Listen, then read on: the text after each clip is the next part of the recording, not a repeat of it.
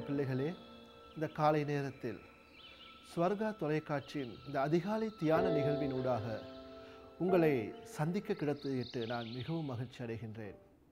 ஆம் தேவனுடைய பிள்ளைகளே, நம்முடைய வாழ்நாளை நாம் தேவனுடைய சன்னிதானத்தில் அமர்ந்து தேவனுடைய வார்த்தையை வாசித்து தியானித்து ஜெபித்து ஆரம்பிப்பது எவ்வளவு ஆசீர்வாதம் உள்ளதாக இருக்கின்றது. ஆம், நாம் ஜெபத்தோடு அவனுடைய வார்த்தையோடு எங்கள் நாளை ஆரம்பிக்கின்ற போது அந்த நாளில் ஒவ்வொரு காரியத்திலும் ஆண்டுடைய கரத்தை நாம் காணக்கூடியதாக இருக்கின்றது. இன்றைய நாளிலும் நான் தியானத்துக்கென்று உங்களோடு கூட தெரிந்து கொண்ட வேத பகுதி பரிசுத்த யோவான் எழுதின சுவிசேஷம் 21ஆம் அதிகாரம் 15ஆம் வசனம். அவர்கள் போஜனம் பண்ணின பின்பு இயேசு சீமோன் பேதுருவை பார்த்து, யோனாவின் குமாரனாகிய சீமோனே, இவர்களிலும் அதிகமாய் நீ என்னிடத்தில் அன்பு கூறுகிறாயா என்றார்.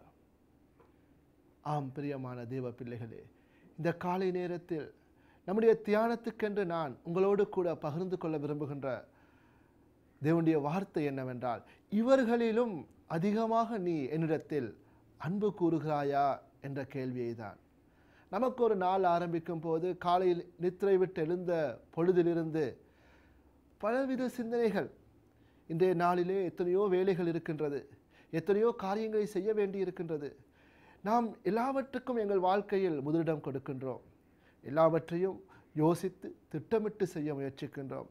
நாள் தொடங்கினவுடன் அந்த நாள் எவ்வாறு முடியப் போகின்றது என்பதை குறித்து நாம் கவலைப்படுகின்றோம். ஆனால் தேவனுடைய பிள்ளைகளே, நாம் ஆண்டவருடைய வார்த்தையை விசுவாசிக்கிறவர்களாக முதலாவதாக நம்முடைய வாழ்க்கைக்கு தேவையானது இதுதான். நாம் இவை எல்லாவற்றையும் விட நாம் நம்முடைய ஆண்டவராக இயேசு கிறிஸ்து மீது அன்பு கூறுகிறோமா? அன்று இயேசு கிறிஸ்து பேதுருவிடம் இந்த கேள்வியை கேட்டார். பேதுருவே, நீ இவை எல்லாவற்றையும் விட என்னை நேசிக்கின்றாயா என்றார். ஆம், இயேசு கிறிஸ்துவின் மரணத்தின் பின்பு அவர் உயிர்த்தெழுந்த வேளையிலே பேதுருவுக்கு அவர் தரிசனமான ஒரு சந்தர்ப்பம் இது. இயேசுவின் மரணத்தோடு கூட பேதுரு மிகவும் பயந்து அவன் மற்றவர்களையும் சேர்த்து கொண்டு மறுபடியும் தன்னுடைய சொந்த தொழிலாகிய மீன் பிடிப்பதற்காக அவன் திரும்பி சென்று விட்டான். அவனுடைய முயற்சியில் அவன் எல்லாவற்றையும் தேடியும் ஒன்றுமே அவனுக்கு அகப்படவில்லை. அதிகாலையிலே உயிர்த்தெழுந்த இயேசு பேதுருவை சந்திக்கின்றார். அவனுக்கு அவர் போஜனம் கொடுத்து பலப்படுத்துகின்றார். அவர் பேதுருவிடம் கேட்கின்றார், பேதுருவே, நீ இவை எல்லாவற்றையும் விட என்னை நேசிக்கின்றாயா என்று. இந்த காலை நேரத்தில் நாம் நமக்கு கேட்க வேண்டிய ஒரு கேள்வி, நம்மை சுற்றி இருக்கின்ற எல்லாவற்றையும் விட, நம்முடைய குடும்பம், பிள்ளைகள், நம்முடைய தொழில் எல்லாவற்றையும் விட முதலாவது நம்முடைய வாழ்க்கையில் நாம் ஆண்டவரிடத்தில் அன்பு கூறுகின்றோமா என்பது. ஆம் பிரியமானவர்களே, இன்றைய நாள் நாம் அவருக்கு ஒப்புக் கொடுப்போம். சில வேளை நமது வீட்டிலே பிள்ளைகள் இருக்கின்றார்கள். அவர்கள் அங்கே இங்கே ஓடி திரிவார்கள், விளையாடுவார்கள். அவர்கள் ஓடி விளையாண்டு கொண்டிருக்கும் போது தன்னுடைய தாயை தகப்பனை பார்த்து, அப்பா அம்மா நான் உன்னை நேசிக்கின்றேன் என்று சொல்லிவிட்டு ஓடிவிடும் போது அது பிள்ளைக்கு சாதாரணமாக இருக்கும்.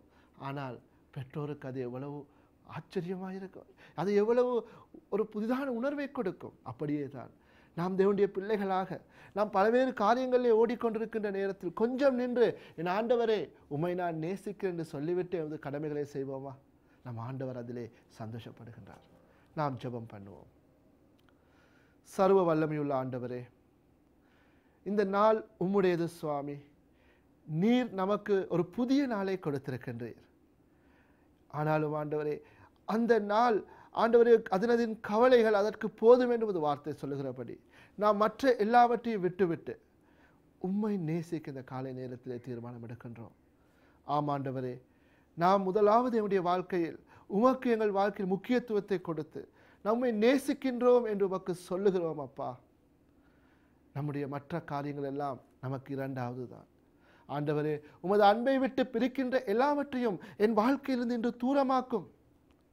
நான் உம்மை நேசித்து உம்மை பிரியப்படுத்துகிற காரியமாய் ஒவ்வொன்றையும் செய்ய இன்று நீர் என்னை ஆசீர்வதிப்பீராக. என்னை, என் குடும்பத்தை, பிள்ளைகளை ஆண்டவருடைய கரத்தில் ஒப்புக் கொடுக்கின்றேன். பிரியமான ஆண்டவரே, என் தேவனே, இந்த நிகழ்ச்சியோடு இணைந்திருக்கிற ஒவ்வொருடைய வாழ்க்கையிலும் இன்றைய நாள் தேவ ஆசீர்வாதம் மிக்கதாக இருக்கட்டும். அவர்கள் கைட்டு செய்கிற எல்லாவற்றையும் ஆசீர்வதிப்பீராக. நீரே வழி நடத்தும். அது வல்லமையுள்ள கிருபையுள்ள கரத்துக்குள் ஒப்புக் கொடுக்கின்றோம். எங்கள் ஆண்டவர் மீட்பர் இரட்சகர் இயேசு கிறிஸ்துவின் நாமத்தினாலே ஜெபிக்கின்றேன். ஆமென். ஆண்டவர் தாமே இந்த நாளில் உங்களை ஆசீர்வதித்து காத்து வழி நடத்துவாராக. மீண்டும் இன்னொரு நிகழ்விலே நாளைய தினம் நாம் சந்திப்போம். நன்றி.